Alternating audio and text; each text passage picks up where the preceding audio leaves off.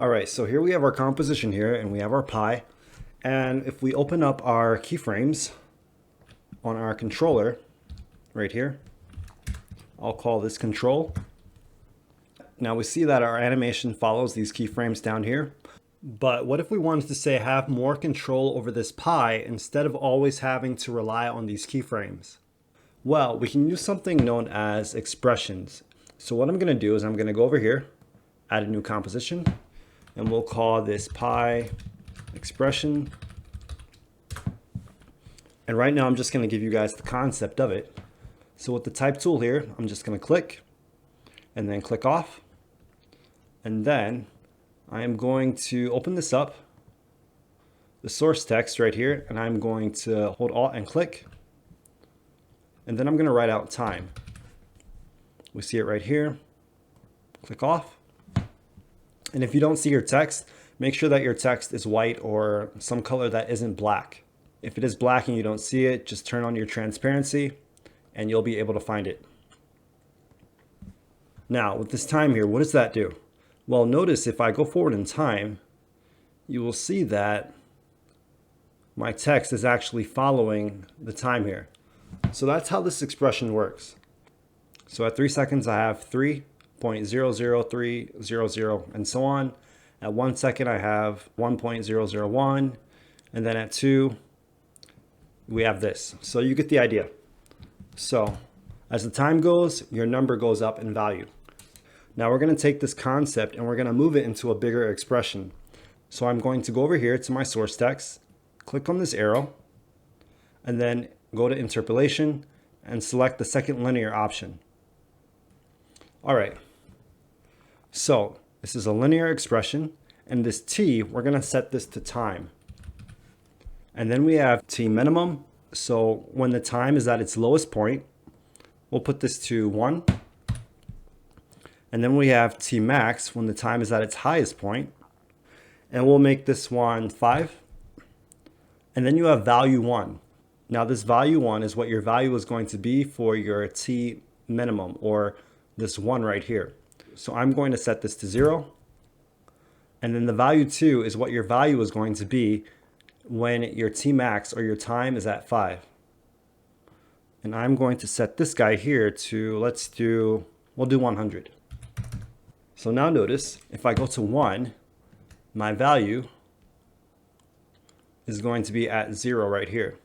But if I go forward in time to 5, notice that it's at 100. And if I go in between, like 3, halfway, it gives me 50. And 2, it gives me 25. And 4, it'll give me 75. All right, now to get rid of the long number behind the decimal, we're going to click in here. Then we're going to write out .2 and then fixed with a capital F with the parentheses. You can click it down here. And then if you click off, notice that you have a whole number. Now, if you do want numbers after your decimal place, you can add them. So if I wanted, say, 2 numbers after my decimal, I could put 2 in here and it would give me this. If I wanted 1 number, I would just put 1 like this. But I will leave this at 0 or nothing. And if I play it back, we have this to this. Awesome. All right, so now that we know the concept of how this works, we're going to bring this concept back to our pie chart, and we are going to use it with sliders. So what I'm going to do first is I'm going to copy this. So press Control C or Command C if you're on a Mac. Go back to your pie chart, and then in your controller, you're going to open this up, and then you're going to go into your expression. And to do this, you can press Alt on the stopwatch, and it opens it up. Now what I'm going to do is I'm just going to erase all this, and then press Control V, and we're going to cut off the end here because this isn't dealing with the text, it's dealing with the pie, and we're not going to need it here. Just like that.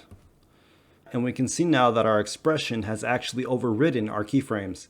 If we go past the keyframe, notice how the expression has taken over. So these really don't matter anymore. You can just delete them. And now our expression is moving our pi. Now let's say we didn't want to have to go in here every time and change the values to make a change. How could we do this? Well, we could use slider controls. And how this is done is simply we're going to right click, go up to new, and then we're going to select a solid, and it can be any color. I'll make it red, and we'll call this controls for values. Press OK. We're going to turn it off actually, and then we're going to go over to our slider controls right here. Click on this, and we're going to give this guy the same name as down here. So this one was T minimum. So press enter and call it T min. And then this one right here was T maximum. So I'm going to add another one, and I will call this T max. And then you can add another one like that. And then we'll call this guy value 1. So we'll say V1, and then we'll add one more, and we'll give this guy the name of V2 or value 2. Now what we're going to do is we're going to give these values to these guys up here. So my T1 is at 1, my T max is at 5, V1 is at 0, and then the V2 is at 100, like that.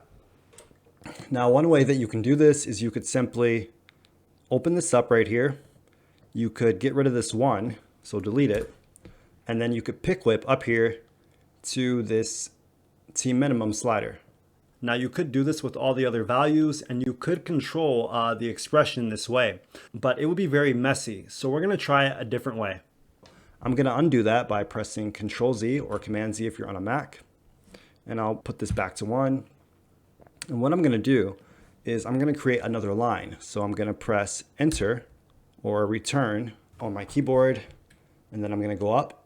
And what I'm going to write is I'm going to write T min space is equal to another space, and then I'm going to pick whip up to my T min up here. Then I'm going to add a semicolon and press enter and go down, and I'm going to do the same for the rest.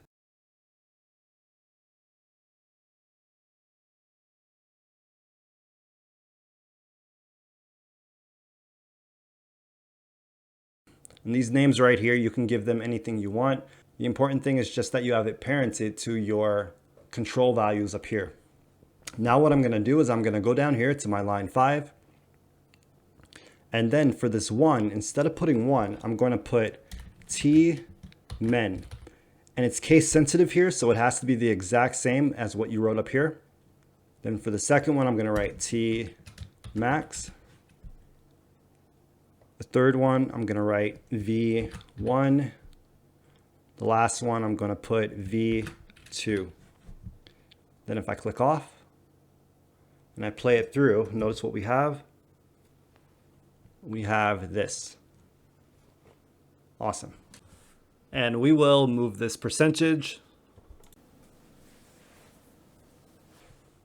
Now, let's say I wanted to change this. Let's say I wanted it to start after 2 seconds. So I would just put 2 right here. And then let's say I wanted the last value to be, let's do 80%. If I play it back now, it starts at 2 seconds, and then it goes to 80%. We'll just turn this guy off for right now. So now with using these sliders, you don't have to write in your values every time you want to make a change. All right, so now you know how to work with interpolation expressions and with sliders in your pie charts. So we hope that you will give it a try. Now, if you like this video and you want to learn more, be sure to subscribe below, and we will see you in the next one. Until next time.